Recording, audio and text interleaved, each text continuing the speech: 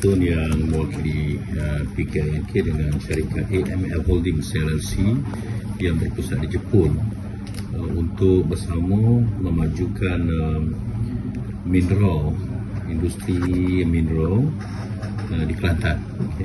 Dan syarikat ini sudah pun ada kilang di Kuching, Sarawak dengan namanya Pertama. Dan kita dimaklumkan oleh Tuan Yuki Nakamura.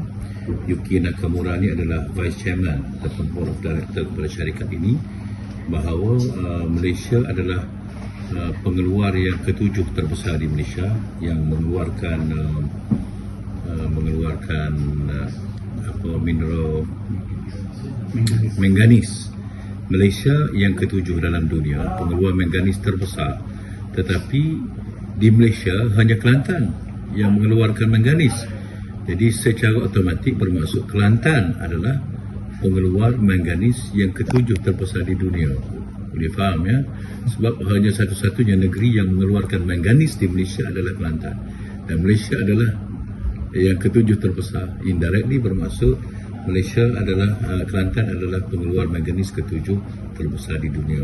Dan kita mengharapkan dengan kerjasama antara Kerston dan AML Holdings yang berpusat di Jepun ini akan merancangkan lagi industri mineral, terutamanya manganis, tetapi ini adalah sebagai satu permulaan.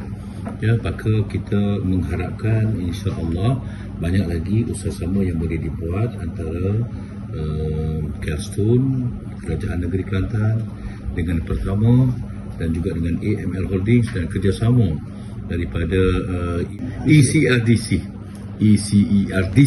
ya, yang ada bersama-sama dengan kita.